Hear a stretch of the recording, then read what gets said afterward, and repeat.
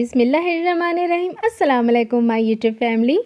आज मैं आप सबके साथ दावतों वाले नवाबी चिकन की रेसिपी शेयर करने जा रही हूँ। ये रेसिपी इतनी ज़्यादा आसान है और खाने में इतनी ज़्यादा मज़े की लगती है ना कि आपके मेहमानों को और आपके घर वालों को खाकर इसे बस मज़ा ही आ जाएगा। तो चलिए इसे बनाना स्टार्ट करते हैं। वीडियो अच्छी लगे तो वीडियो को लाइक, शेयर और चैनल पर नए हैं तो चैनल को सब्सक्राइब करना ना भूलें। तो सबसे पहले मिक्सिंग जार में हम डाल देंगे 20 काजू, 5 से 6 छोटी इलायची, काजू की जगह आप बादाम भी ले सकते हैं।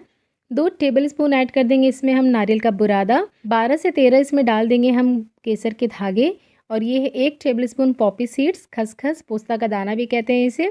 इसके बाद हम इसमें 1/3 कप दूध या फिर पानी ऐड करके इसका एक पेस्ट बना के रेडी कर लेंगे। तो ये देखिए यहाँ पर ये पेस्ट हो गया, इसे हम बोल में निकाल के साइड में रख देंगे। और यहाँ पर मक्खी भी आ गई है इसकी स्मेल सूंघते हुए।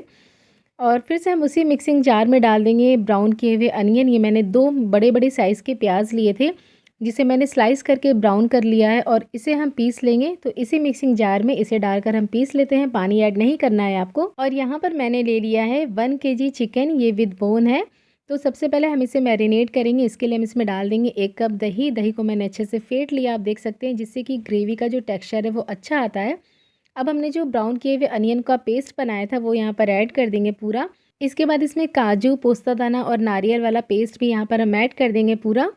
अब हम इसमें डाल देंगे अदरक और लहसुन का पेस्ट 2 टेबलस्पून भर के।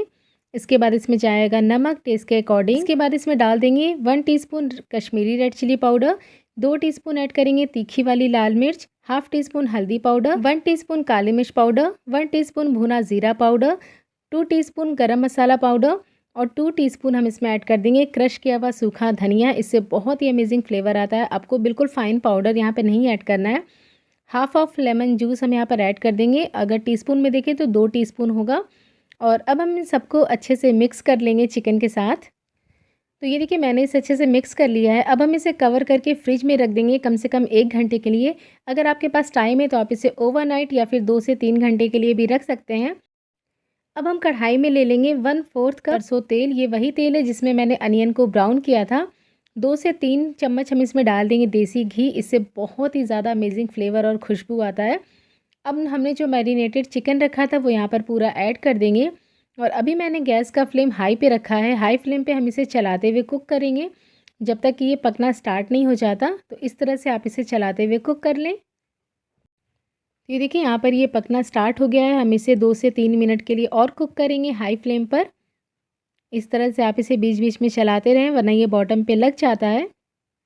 अब हम इसमें ऐड कर देंगे पानी, हाफ कप जितना, और मिक्स करेंगे इसे हम।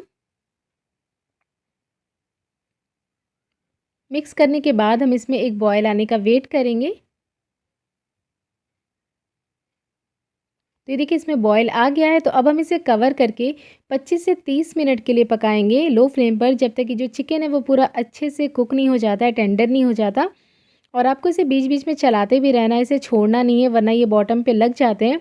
तो अब हम इसे कवर करके पकाएंगे। तो इसे कवर कर देते हैं। तो यहाँ पर टोटल हाफ़ एन आवर हो गया है, आधा घंटा इसे पकाते हुए, और इसे बीच बीच में मैंने 2-3 बार चलाया भी था। और यहाँ पर जो चिकन है वो अच्छे से गल गया है, और आप देख सकते हैं कि तेल सारा ऊपर ऊपर आ गया है। और ग्रेवी का कलर भी बहुत ही ज़बरदस्त लग रहा है, बहुत ही टेम्पटिंग लग रहा है ये देखने में ही। तो लास्ट में हम इसमें ऐड कर देंगे 3 से 4 हरी मिर्च, जिसे मैंने बीच से स्लिट कर लिया है। इससे बहुत ही अच्छा फ्लेवर आता है। साथ में ही हम इसमें डाल देंगे बारीक कटा हुआ हरा धनिया। मिक्स कर देंगे इसे हम।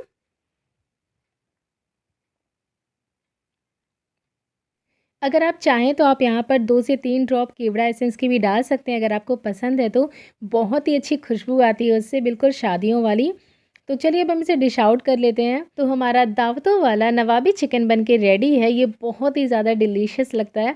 आप इसे रोटी के साथ, नान के साथ, पराठे के साथ या फिर राइस के साथ सर्व करें, खाने में बस मज़ा ही आ जाएगा आपको। तो आप इस रेसिपी को एक बार ज़रूर ट्राई करिएगा। और अगर आप इसे ट्राई करते हैं तो मुझे कमेंट करके ज़रूर बताएं कि आपको मेरी ये रेसिपी कैसी लगी। और आपके कोई भी सजेशन या फिर क्वेश्चंस हो तो आप मुझे नीचे कमेंट सेक्शन में पूछ सकते हैं, मैं ज़रूर रिप्लाई करूँगी। मिलते हैं एक और नई रेसिपी के साथ, तब तक के लिए अल्लाह हाफिज़।